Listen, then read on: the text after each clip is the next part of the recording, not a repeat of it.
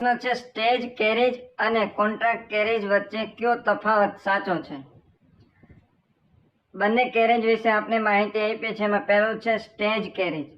Stage કેરેજનો મતલબ થાય કે મુસાફરોને અલગ અલગ સ્ટોપ પરથી ઉતારી શકાય છે અને ચડાવી શકાય છે, અલગ અલગ સ્ટોપ ઉપરથી. દાખલા તરીકે એ સ્ટોપ ઉપરથી આપણે મુસાફરોને બેસાડીએ અને એ બસ છે એ બે જગ્યાએ જાય છે, તો વચ્ચે ગમે ત્યાં મુસાફરોને આપણે ઉતારી શકીએ છીએ અને ચડાવી પણ શકીએ છીએ. એને કહેશું આપણે સ્ટેજ કેરેજ.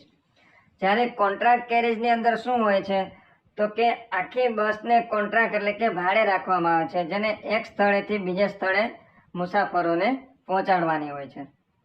એટલે સ્ટેજ કેરેજ અને કોન્ટ્રાક્ટ કેરેજ વચ્ચેનો તફાવત છે સ્ટેજ કેરેજમાં મુસાફરો અલગ અલગ સ્ટોપ પરથી ચડી શકે છે, ઉતરી શકે છે, જ્યારે કોન્ટ્રાક્ટ કેરેજમાં આખી બસ છે એ બુક થતી હોય છે. એટલે જવાબ છે એ.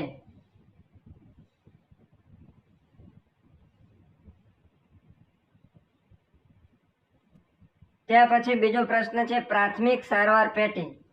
પ્રાથમિક સારવાર પેટીમાં કઈ વસ્તુ હોવી ફરજિયાત નથી? દરેક વાહનની અંદર, ખાસ કરીને એસટી બસની અંદર ફર્સ્ટ એડ બોક્સ રાખવામાં આવ્યો હોય છે. તો એમાં નીચેનામાંથી કઈ વસ્તુ ફરજિયાત રાખવાની હોતી નથી? તો એમાં પહેલું છે એન્ટિસેપ્ટિક સામગ્રી, તો એ રાખવાની ફરજિયાત હોય છે. બીજું આપ્યું છે પાટા અને કપાસ એટલે કે પાટા અને રૂ, તો એ પણ રાખવું ફરજિયાત છે. બ્લડ પ્રેશર માપવાનું મશીન છે એ રાખવું ફરજિયાત નથી.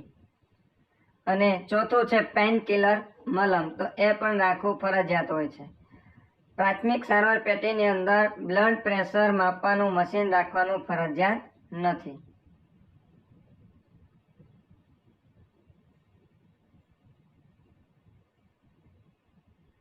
ભારતમાં સૌ પ્રથમ મુદ્રાનું ચલણ કોણે શરૂ કર્યું હોવાનું મનાય છે? મુદ્રા એટલે કે ચલણી સિક્કાઓ. ભારતની અંદર સૌ પ્રથમ ચલણી સિક્કાઓની શરૂઆત કોણે કરી હોવાનું મનાય છે? અમને ખબર છે ભારતની અંદર 16 મહાજન પદો હતા.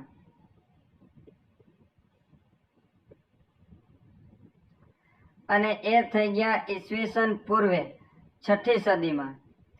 ઈસવીસન પૂર્વે 6ઠી સદીની અંદર 16 મહાજન પદો હતા. એ 16 મહાજન પદોમાંથી આ મુદ્રાનું ચલણ છે એ અસ્તિત્વમાં આવ્યું હતું. એટલે જવાબ આવશે જનપદોએ. અને આ જે ચલણી સિક્કાઓ છે એ ચલણી સિક્કાઓને આપણે કહીએ છીએ આહત. જે તે વખતે આહત તરીકે ઓળખાતા. તો તેને પંચકર્મના સિક્કાઓ, પંચમાર્ક તરીકે એ સિક્કાઓ છે પ્રસિદ્ધ થયા હતા. તો ભારતમાં સૌ પ્રથમ મુદ્રાનું ચલણ શરૂ કરનાર હતા જનપદો.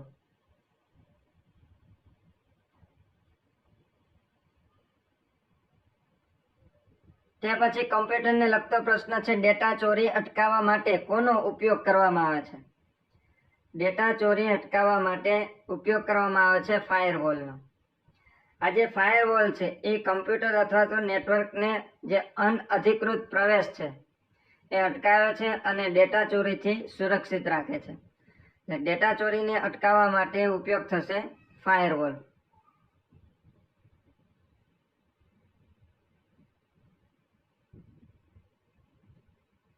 કંડક્ટરે ફરજ દરમિયાન રાજ્ય સરકાર દ્વારા નિયત કરેલ ગણવેશ પહેરવો અને ગણવેશની કઈ બાજુએ બેઝ લગાડવો જરૂરી છે? કંડક્ટરે પોતાની ફરજ દરમિયાન એમનો જે ગણવેશ હોય છે એ ગણવેશ પહેરવો ફરજિયાત હોય છે. ને સાથે સાથે ગણવેશની ડાબી બાજુએ એટલે કે હૃદયની ઉપરના ભાગમાં છે એ બેઝ લગાડવો જરૂરી હોય છે. જવાબ છે બી, ડાબી બાજુએ.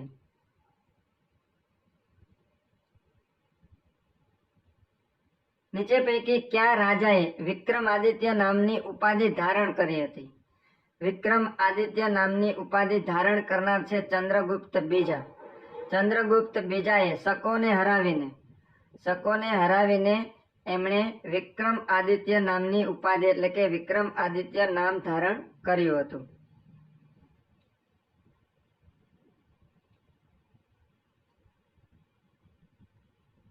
ત્યાર પછી ગૌતમ બુદ્ધનો જન્મ નેપાળના લુંબિની વનમાં થયો હતો, જે કપિલ વસ્તુની નજીક આવેલું છે. આપણે બે વિધાન આપેલા છે. પહેલું વિધાન છે ગૌતમ બુદ્ધનો જન્મ નેપાળના લુંબિની વનમાં થયો હતો, તો એ વિધાન છે સાચું છે. અને ક્યાં આવેલું છે? તો કે કપિલ વસ્તુ નજીક આવેલું છે. બીજું છે ગૌતમ બુદ્ધ શાક્ય કુળમાં જન્મ્યા હતા. શાક્ય કુળમાં જન્મ્યા હતા, એ પણ વિધાન સાચું છે. બંને વિધાન કેવા છે? સાચા છે. ગૌતમ બુદ્ધનો જન્મ ક્યાં થયો હતો? નેપાળના લુંબિની વનમાં. અને એ પોતે શાક્ય કુળમાં જન્મ્યા હતા. બંને વિધાન કેવા છે? સાચા.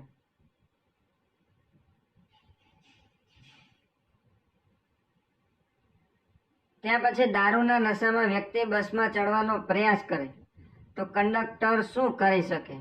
તો જ્યારે કોઈ વ્યક્તિ દારૂના નશામાં બસની અંદર ચડે તો કંડક્ટર છે એમને ઉતારી શકે છે, અને ચડતો હોય તો એને અટકાવી પણ શકે છે, અને જરૂર પડે તો પોલીસની મદદ પણ લઈ શકે છે.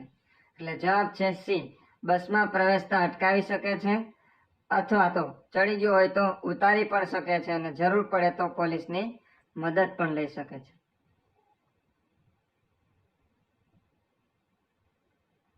MS વર્ડમાં ચેન્જ કેસના આઇકોન ઉપર કયું લખાણ જોવા મળે છે?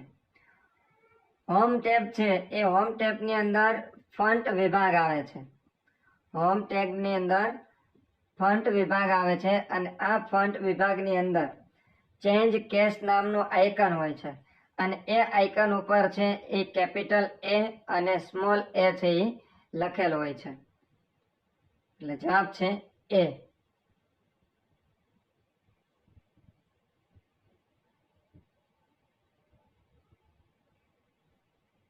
પ્રિન્ટર કયા પ્રકારનું સાધન છે?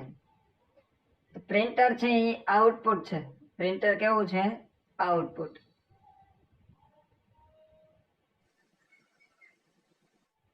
ત્યાર પછી માઇક્રોસોફ્ટના સ્થાપકનું નામ જણાવો. માઇક્રોસોફ્ટના સ્થાપક છે બિલ ગેટ્સ. બિલ ગેટ્સ અને પોલ એલન. પોલ એલન આ બંને વ્યક્તિઓએ મળી અને માઇક્રોસોફ્ટની સ્થાપના કરી હતી. બિલ ગેટ્સ અને પોલ એલન.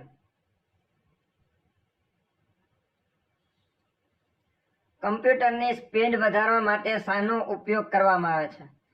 કમ્પ્યુટરની સ્પીડ વધારવી હોય તો કેશ મેમરીનો ઉપયોગ થશે. અને કેશ મેમરી છે એ સીપીયુને ઝડપથી માહિતી ઉપલબ્ધ કરાવે છે, અને એમની જે કામગીરી છે એ કામગીરીની ઝડપ પણ વધારે છે.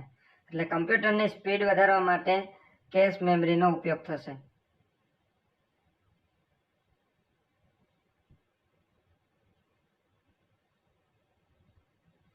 જો પાણીને ભોજન,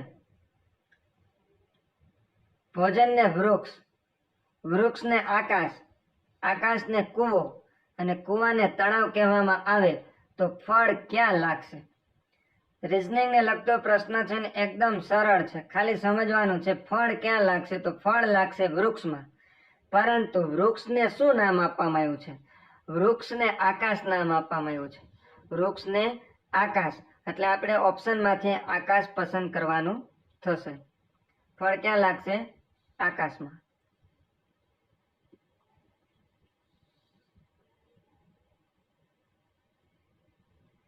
ત્યાર પછી રિઝનિંગને લગતો પ્રશ્ન છે. રાજુ ઉત્તર તરફ મુખ રાખીને ઊભો છે.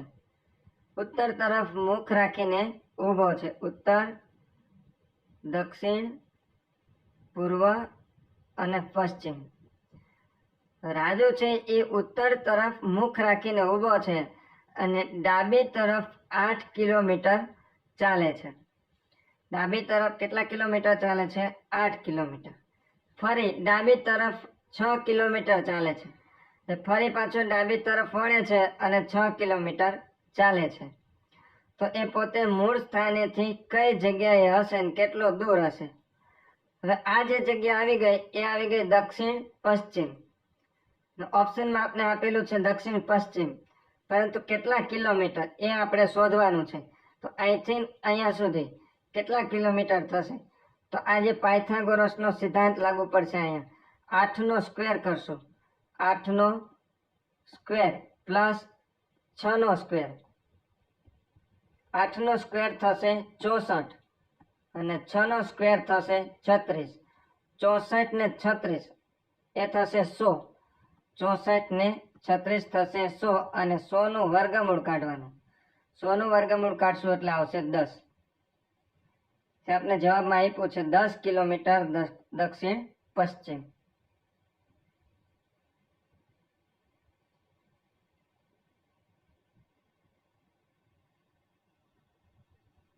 ત્યાર પછી આપ્યું છે અમદાવાદ સાબરમતી નદીના કિનારે આવેલું છે. તો હૈદરાબાદ છે કઈ નદીના કિનારે આવશે? અમદાવાદ છે સાબરમતી, તો હૈદરાબાદ આવશે મૂસી નદી.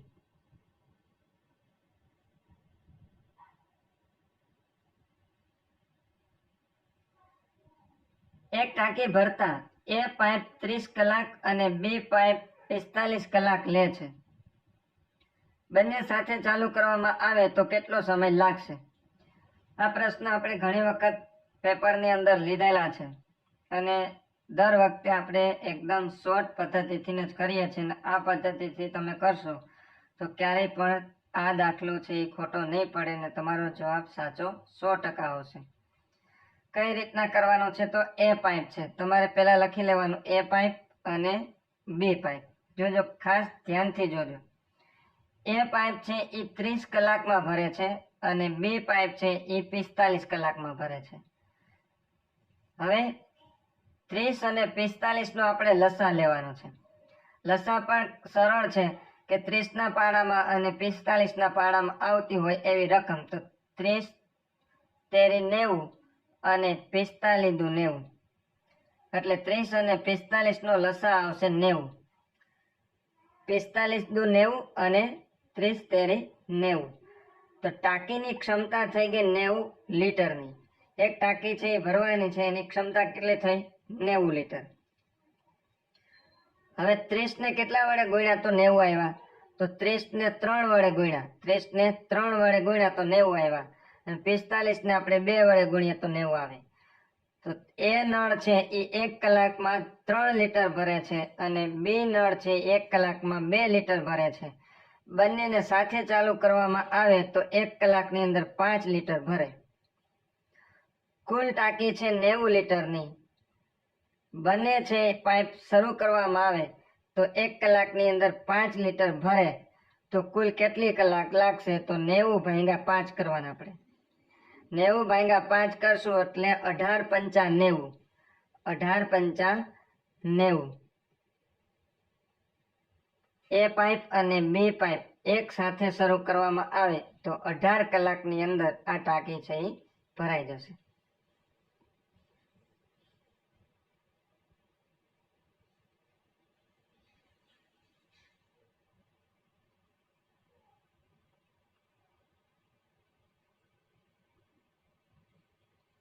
કોડિંગ ડીકોડિંગ ને લગતો આપણે પ્રશ્ન આપ્યો છે. ખાસ જોજો કેવી રીતના આપ્યું છે, સીધું સોલ્યુશન કરીએ. અહીં જે પહેલો શબ્દ આપ્યો છે ઓરિએન્ટલ.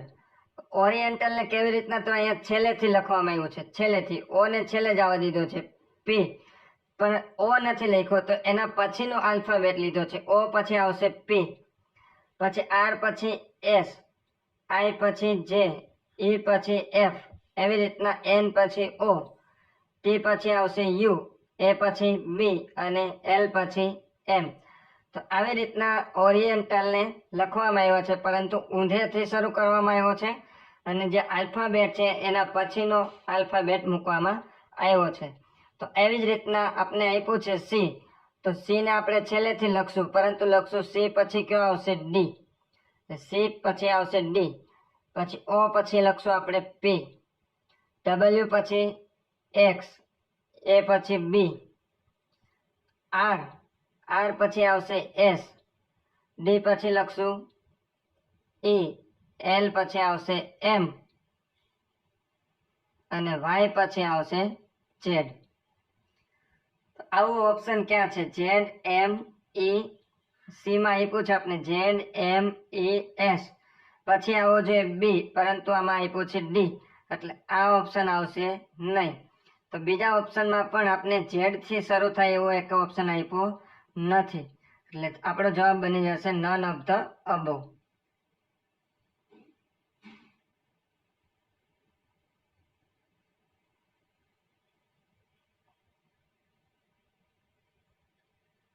અકસ્માત દરમિયાન કરોડરજ્જુમાં ઈજા થઈ હોય તો શું કરવું જોઈએ? જ્યારે અકસ્માત દરમિયાન કોઈ વ્યક્તિને કરોડરજ્જુમાં ઈજા થઈ હોય તો જ્યાં સુધી મેડિકલ ટીમ ના આવે, ઇમરજન્સી ટીમ ના આવે ત્યાં સુધી એમને ખસેડવો જોઈએ નહીં.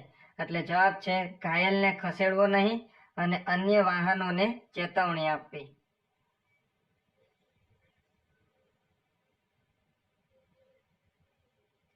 એલસીડી નું પૂરું નામ શું છે? એલસીડી છે એ કમ્પ્યુટરના મોનિટરની અંદર વપરાય છે, ટીવીની અંદર પણ વપરાય છે. એલસીડી નું પૂરું નામ છે liquid crystal display. Liquid crystal display જે એલસીડી નું પૂરું નામ છે.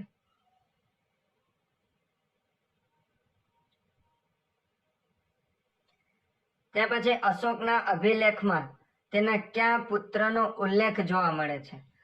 અશોકના જુદા જુદા જે અભિલેખો છે એમાંનો એક અભિલેખ છે કૌશાંબીના રાણીનો અભિલેખ. કૌશાંબીનો જે રાણીનો અભિલેખ છે અશોકનો, એ અશોકના અભિલેખની અંદર એમનો જે પુત્ર છે તિવર, એ તિવરનો ઉલ્લેખ જોવા મળે છે. એટલે જવાબ આવશે બી, તિવર.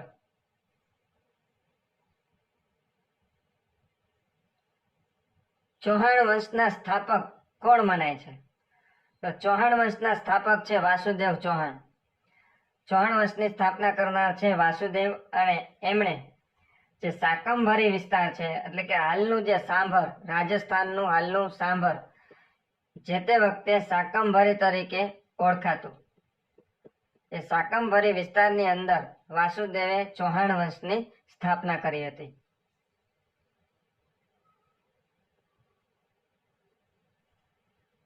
ત્યાર પછી GJ3 કયા જિલ્લાનો આરટીઓ કોડ છે?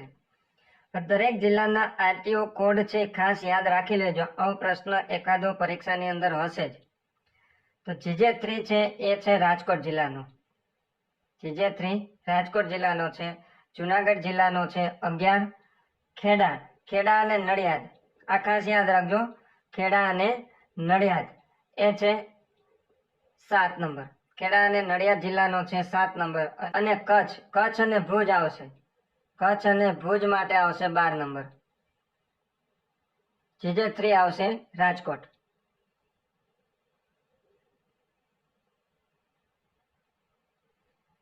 ત્યાર પછી નીચેનામાંથી કયું વિધાન સાચું નથી? એમાં પ્રથમ આપ્યું છે સમ્રાટ અશોક દ્વારા સુદર્શન તળાવમાંથી નહેરો બનાવવામાં આવી હતી. તો એ વિધાન છે એ સાચું છે. સમ્રાટ અશોક દ્વારા સુદર્શન તળાવ જે જુનાગઢ ખાતે આવેલું છે એ તળાવમાંથી નહેરો બનાવવાનું કામ કરનાર છે સમ્રાટ અશોક. બીજું છે રુદ્રદામાએ પ્રજા પર વધારાનો કર નાખ્યા વગર સુદર્શન તળાવનું પુનઃનિર્માણ કરાવ્યું હતું. તો એ વિધાન પણ સાચું છે કે રુદ્રદામાએ સુદર્શન તળાવનું પુનઃનિર્માણ કરાવ્યું હતું. પુનઃનિર્માણ કરાવનાર છે રુદ્રદામા અને એમાંથી નહેરો કઢાવનાર છે સમ્રાટ અશોક. ત્યાર પછી સમુદ્રગુપ્તના સુબાએ સુદર્શન તળાવના કિનારે વિષ્ણુ મંદિર બનાવ્યું હતું. સમુદ્રગુપ્તના સુબાએ સુદર્શન તળાવના કિનારે વિષ્ણુ મંદિર બનાવ્યું ન હતું. ખાસ યાદ રાખજો, આ વિધાન છે એ ખોટું છે. સ્કંદગુપ્તના સમયમાં સ્કંદગુપ્તના જે સુબા છે પર્ણદત્ત અને એમના પુત્ર ચક્રપાલી, કોનો સુબો? તો કે સ્કંદગુપ્ત.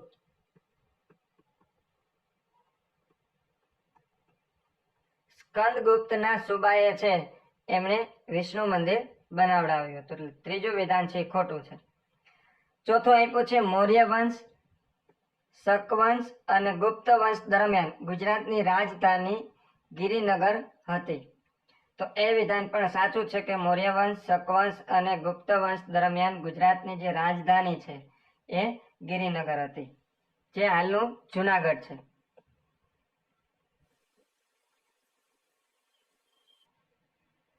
ત્યાર પછી સૂચના સંકેતો માટે કયા આકારનો ઉપયોગ થાય છે? હવે હાઈવે ઉપર આપણે જ્યારે જતા હોય ત્યારે અલગ અલગ સાઇન બોર્ડ લગાડેલા હોય. એમાં ગોળમાં આપેલું હોય, ત્રિકોણ આકારમાં પણ આપેલું હોય અને લંબચોરસમાં પણ આપેલું હોય છે. તો જે સૂચના સંકેતો છે એ કયા આકારોમાં આપેલો હોય છે? સૂચના સંકેતો આપેલા હોય છે લંબચોરસમાં. લંબચોરસની અંદર સૂચના આકારો આપેલા હોય છે કે આગળ બસ છે, કે આગળ રેલવે ફાટક છે, કે આગળ હોસ્પિટલ છે, એવી સૂચના હોય તો એ લંબચોરસની અંદર આપેલા હોય છે. ત્રિકોણની અંદર ચેતવણી આપતા હોય છે. ત્રિકોણની અંદર શું આપેલો હોય છે? ચેતવણી.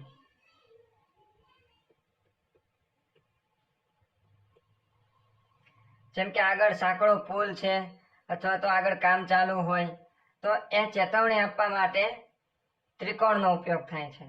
અને જ્યારે ગોળ છે એ નિયમો દર્શાવવા માટે હોય છે. ગોળ છે એ કેના માટે હોય છે? નિયમો દર્શાવવા માટે.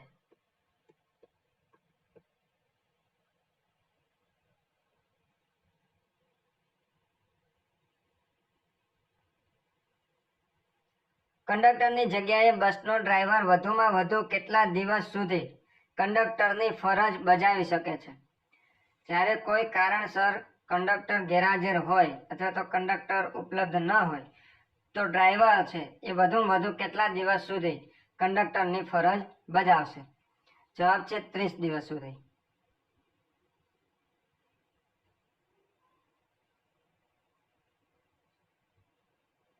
નીચે આપેલ શબ્દના અર્થ પૈકી અયોગ્ય વિકલ્પ પસંદ કરો. આપણે અલગ અલગ શબ્દો આપ્યા છે ને એની સામે એનો અર્થ આપ્યો છે. એમાં આપણે અયોગ્ય વિકલ્પ પસંદ કરવાનો છે. પહેલું છે અમોઘ. અમોઘ એટલે મૂલ્યવાન, તો એ સાચું છે. અમોઘ એટલે મૂલ્યવાન. પછી આપ્યું છે નિશિચર એટલે ભગવાન. નિશિચર એટલે ભગવાન નહીં થાય, એ ખોટું છે. નિશિચર એટલે રાત્રે ફરનારું, જેને આપણે કહેશું રાક્ષસ, બરાબર? પણ એનો સાચો અર્થ થશે રાત્રે ફરનારું. નિશિચર ભગવાન થશે નહીં, એટલે બીજું ઓપ્શન છે એ ખોટું છે. ત્રીજું આપ્યું છે વૈવિશાળ એટલે સગાઈ, તો એ પણ સાચું છે. ઉર એટલે હૃદય, તો એ પણ સાચું છે. આપણા પ્રશ્નનો જવાબ થશે બી, નિશિચર એટલે ભગવાન નહીં આવે પરંતુ આવશે રાત્રે ફરનારું.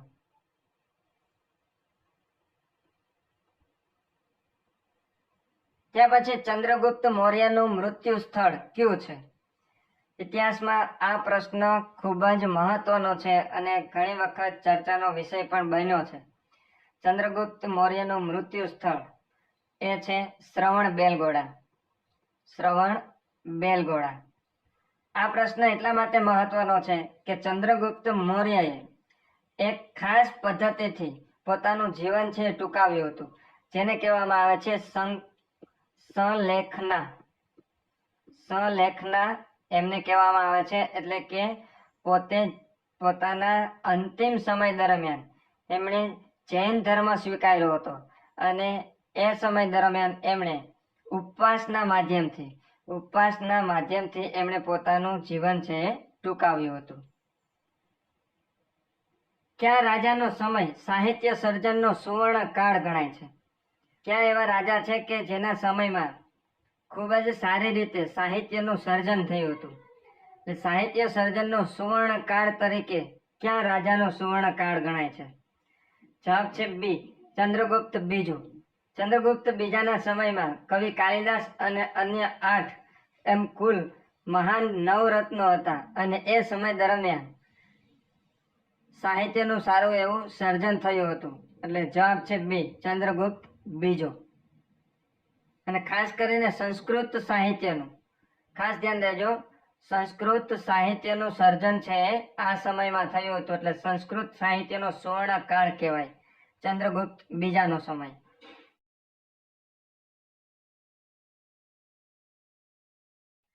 સ્વાસ્થ્ય કર્મીઓ દ્વારા દરેક દર્દીનું સ્થિતિનું મૂલ્યાંકન કરીને સૌ પ્રથમ કોને સારવાર આપવી તે નક્કી કરવાની પ્રક્રિયાને શું કહે છે? દર્શક મિત્રો, આ પ્રશ્ન પણ આપણે આગળના વિડીયોની અંદર લીધો છે. તમે જોયો હોય તો તમને આનો જવાબ ચોક્કસથી આવડતો જ હશે કે સ્વાસ્થ્ય કર્મી જ્યારે કોઈ પણ દર્દીઓ એક કરતાં વધારે હોય અને એમનું મૂલ્યાંકન કરે અને સૌ પ્રથમ કોને સારવાર આપવાની જરૂર છે, તો આ જે મૂલ્યાંકન કરવાની પ્રક્રિયા છે એમને શું કહેવામાં આવે? ઓપ્શન આપ્યું છે ફર્સ્ટ એડ, બીજું છે ટ્રાયેજ, ત્રીજું છે પ્રાયોરિટી ચેક અને ચોથું છે રેસ્ક્યુ ઓપરેશન. તો 4 માંથી યોગ્ય વિકલ્પ પસંદ કરી અને તમારે કમેન્ટ બોક્સની અંદર લખવાનું છે.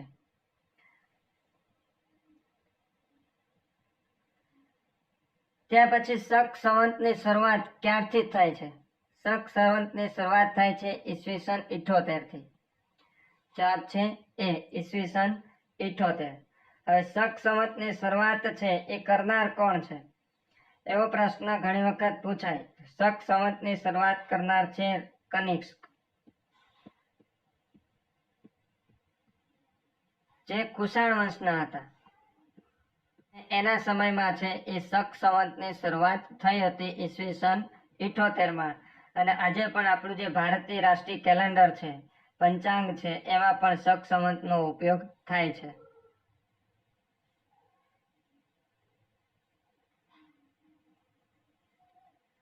સોમનાથ મંદિર પર ક્યારે આક્રમણ થયું હતું? સોમનાથ મંદિર પરનું આક્રમણ છે એ ખૂબ જ પ્રખ્યાત છે. મોહમ્મદ ગઝનવીએ ઈસવીસન 1025-26 દરમિયાન ગુજરાતનું જે પ્રસિદ્ધ સોમનાથ મંદિર છે એ સોમનાથ મંદિર ઉપર એમણે આક્રમણ કરી અને લૂંટ ચલાવી હતી. તો સોમનાથ મંદિર ઉપર આક્રમણ થયું હતું ઈસવીસન 1025માં. આ પ્રશ્ન એટલા માટે મહત્વનો છે કે આમના જે સમયગાળો છે એ સમયગાળો કેટલો થયો? 1025 અને 2025 હમણાં જ ગયું. તો 1025-2025 સમયગાળો એટલે કુલ થશે 1000 વર્ષ. 1000 વર્ષ છે એના કમ્પ્લીટ થયા છે 2025માં.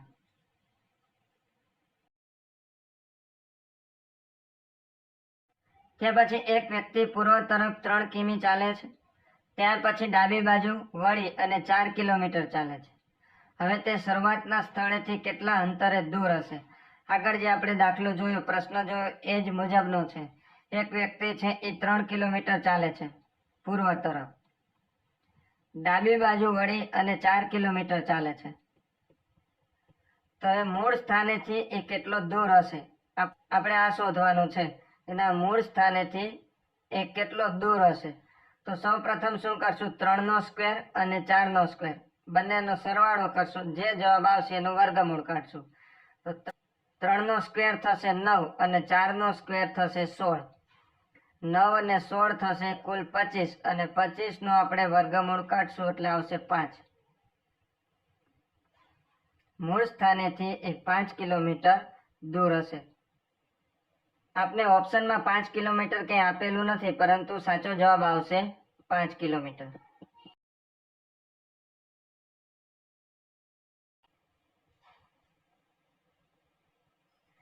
ત્યાર પછી જો તમે દક્ષિણ તરફ મોં રાખીને ઊભા હો અને 90 ડિગ્રી જમણી તરફ ફરો તો તમારું મુખ કઈ દિશામાં હશે? તમે દક્ષિણ તરફ મુખ રાખીને ઊભા છો, દક્ષિણ તરફ મુખ રાખીને ઊભા છો. હવે દક્ષિણ તરફ તમે મુખ રાખીને ઊભા હો તો તમારી જમણી બાજુ આ થશે અને ડાબી બાજુ આ બાજુ આવશે. જો ઉત્તર તરફ મુખ રાખીને ઊભા હો તો તમારી ડાબી બાજુ આ બાજુ થઈ જશે અને અહીંયા થઈ જશે જમણી.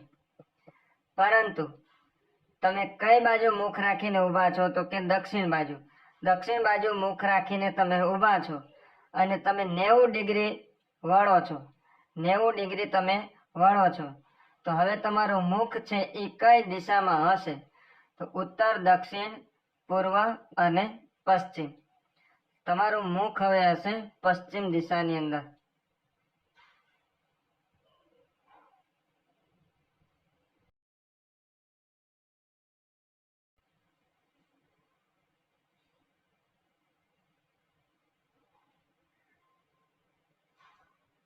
એ, બી અને સી મળીને એક કામ 6 દિવસમાં કરે છે.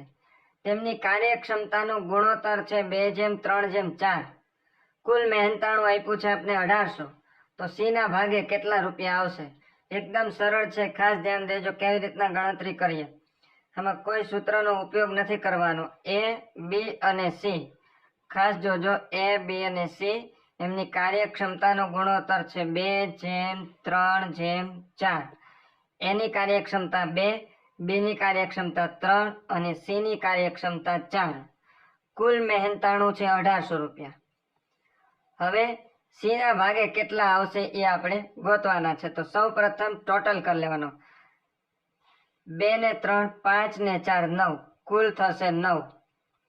હવે સી ના ભાગે કેટલા આવશે એ આપણે ગોતવાના છે. 1800 ગુણ્યા સી નો ભાગ કેટલો એટલે કે સી ની કાર્યક્ષમતા કેટલી 4 અને કુલ કાર્યક્ષમતા કેટલી 9 એટલે એને ભાગ્યા કરશું 9. 1800 ગુણ્યા 4 ભાગ્યા 9 9 દુ 18 એટલે અહીંયા વધ્યા 200. 200 ગુણ્યા 4 કરશું એટલે આવશે 800. 200 ગુણ્યા 4 એટલે 800 આવશે. ઓપ્શનમાં એ પૂછે સી. દર્શક મિત્રો, આવા જ 2-3 પ્રશ્નો આગળ આવશે, ખાસ જોજો એટલે સમજાઈ જશે. આ જ પદ્ધતિથી આપણે દાખલો કરશું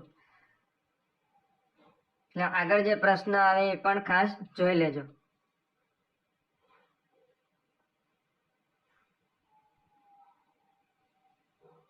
પાછો જ પ્રશ્ન આવ્યો છે. એ અને બી ની કાર્યક્ષમતાનો ગુણોત્તર છે 3:5.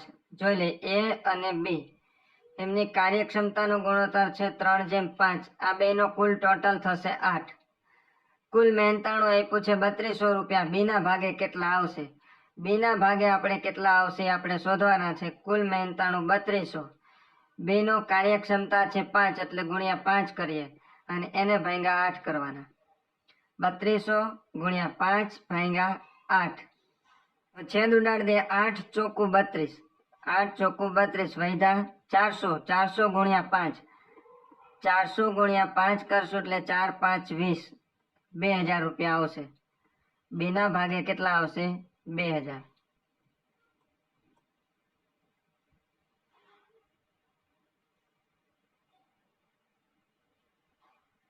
ત્યાં પછી એક ટ્રેન 300 મીટર લાંબી છે.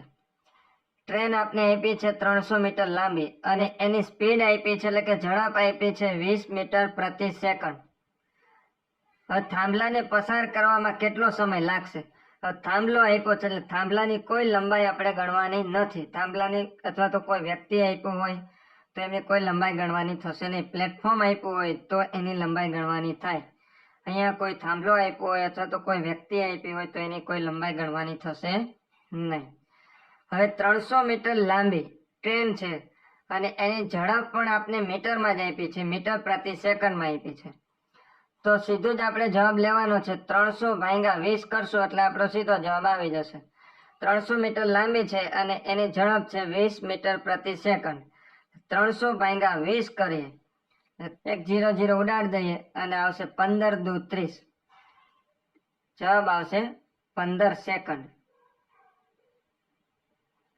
આ ટ્રેન છે એ થાંભલાને પસાર કરવા માટે 15 સેકન્ડનો સમય લેશે.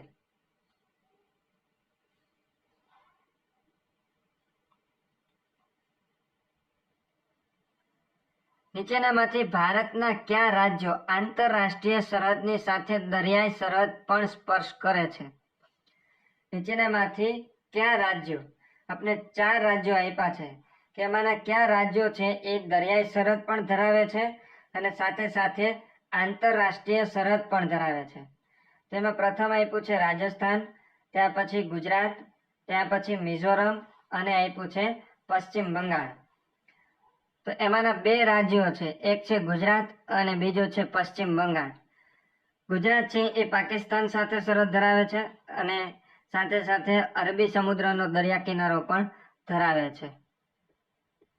અને બીજું આપ્યું છે પશ્ચિમ બંગાળ. પશ્ચિમ બંગાળ છે એ બાંગ્લાદેશ સાથે આંતરરાષ્ટ્રીય સરહદ ધરાવે છે અને એ બંગાળની ખાડીનો જે દરિયા કિનારો છે એ પણ ધરાવે છે.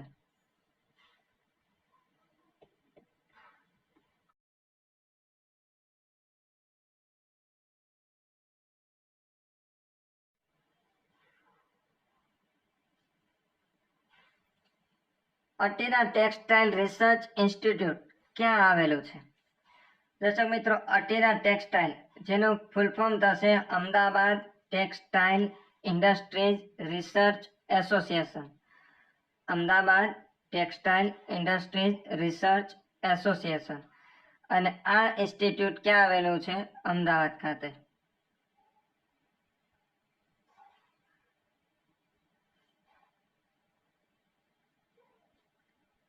જેસોરની ટેકરીઓ કયા સ્થળોની વચ્ચે આવેલી છે? હજે જેસોરની ટેકરીઓ છે એ અરવલ્લી પર્વતમાળાનો એક ભાગ છે. જેસોરની જે ટેકરીઓ છે એ અરવલ્લી પર્વતમાળા છે એનો એક ભાગ છે. અને આ જેસોરની ટેકરી છે એ આવેલી છે બનાસકાંઠા જિલ્લામાં.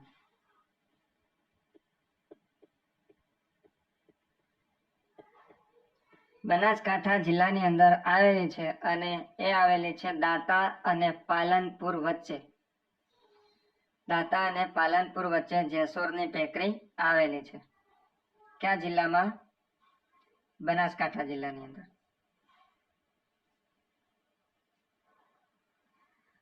મહાનદીનો અંત ક્યાં થાય છે? એટલે કે મહાનદી છે એ નીચેનામાંથી શેમાં ભળે છે? મહાનદી છે એ બંગાળની ખાડીને મળે છે. બંગાળની ખાડીને. અને મહાનદી છે એ ઓડિશામાં આવેલી છે. ઓડિશામાં.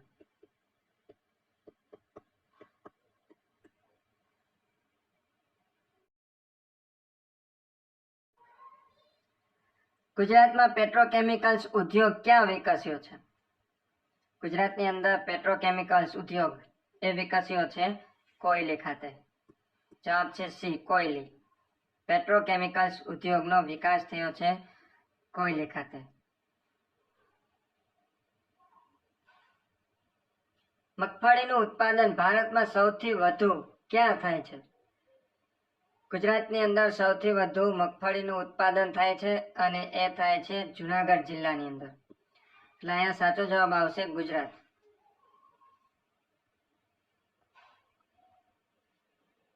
નર્મદા નદીનું અંતિમ સ્થાન જણાવો. નર્મદા નદી એ કયા સાગરને મળે છે? નર્મદા નદી મળે છે અરબ સાગરને.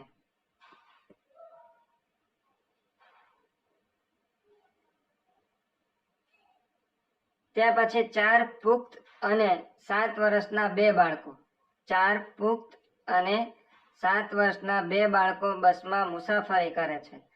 જો ટિકિટનો ભાવ 50 હોય તો કુલ ભાડું કેટલું થાય? 4 પુખ્ત છે એટલે એમની આખી ટિકિટ ગણાશે એટલે 4 ગુણ્યા 50 કરશો એટલે આવશે 200 રૂપિયા. અને 2 બાળકો છે, 2 બાળકો છે એમની ટિકિટ અડધી ગણાશે, 25 રૂપિયા ગણાશે એટલે એના કુલ થશે 50 રૂપિયા. કુલ ટિકિટ થશે 250 રૂપિયા.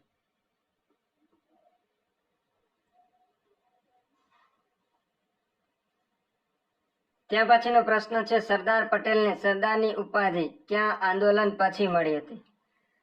આપને ઓપ્શન આપેલું છે ખેડા સત્યાગ્રહ, બારડોલી, દાંડીકૂચ અને ભારત છોડો આંદોલન. તો સૌપ્રથમ તો આ જે સત્યાગ્રહ થયા એ ક્યારે થયા હતા એ પણ યાદ રાખજો. ખેડા સત્યાગ્રહ 1918માં. ખેડા સત્યાગ્રહ થયો હતો 1918માં. બારડોલી સત્યાગ્રહ 1928માં. દાંડીકૂચ 1930માં. અને ભારત છોડો આંદોલન 1942માં. એમાં સરદારને એટલે કે સરદાર વલ્લભભાઈ પટેલને સરદારની ઉપાધિ મળી હતી ખેડા સત્યાગ્રહ દરમિયાન.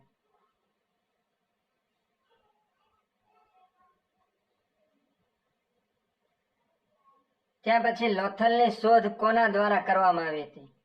લોથલની શોધ કરવામાં આવી હતી એસ.આર. રાવ દ્વારા. જવાબ છે સી, એસ.આર. રાવ, કે જેમણે લોથલની શોધ કરી હતી.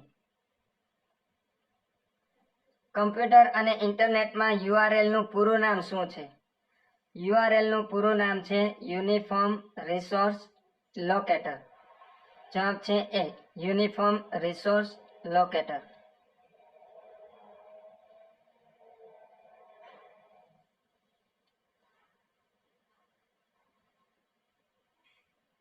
ત્યાર પછી એક પ્રાકૃતિક સંખ્યામાં તેના પછીની પ્રાકૃતિક સંખ્યાના 3 ગણા ઉમેરતા. ખાસ પ્રશ્ન સમજો. એક પ્રાકૃતિક સંખ્યા છે, હવે એના પછીની એક પ્રાકૃતિક સંખ્યાના 3 ગણા ઉમેરતા 27 થાય છે તો તે સંખ્યા કઈ હશે? સૌપ્રથમ આપણે ઓપ્શનમાંથી પસંદ કરીએ કે માની લઈએ કે 5 છે તો 5 પછી આવશે 6. 5 પછી 6 એટલે 5 પ્રાકૃતિક સંખ્યા, એના પછીની 6, એના 3 ગણા આપણે ઉમેરવાના છે એટલે 5 માં આપણે 6 તેરી 18 18 ઉમેરશું તો કેટલા થવા જોઈએ? 27 થવા જોઈએ, પરંતુ આ થશે કેટલા? 23, એટલે એ ઓપ્શન નહીં આવે. ત્યાર પછી આપણે લઈએ 6. 6 પછી આવશે 7. 7 ના આપણે 3 ગણા ઉમેરવાના. 6 + 7 તેરી 21. 6 + 21 કરશો એટલે આવશે 27. જે આપણે કીધું છે કે એક પ્રાકૃતિક સંખ્યામાં તેના પછીની પ્રાકૃતિક સંખ્યાના 3 ગણા ઉમેરતા 27 થાય છે. તો અહીંયા 27 થઈ જાય છે. તો એ સંખ્યા કઈ છે? એ સંખ્યા છે 6.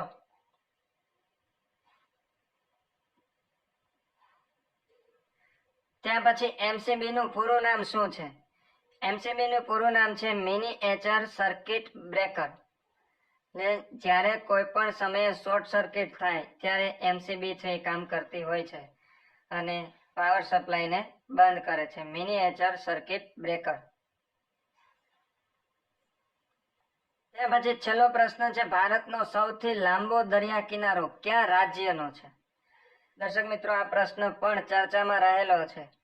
ભારતનો સૌથી લાંબો દરિયા કિનારો ગુજરાત, મહારાષ્ટ્ર, તમિલનાડુ કે આંધ્રપ્રદેશ? આનો જવાબ તમારે કમેન્ટ બોક્સની અંદર લખવાનો છે. સાથે સાથે એ રાજ્યનો દરિયા કિનારો કેટલો છે એ પણ લખજો.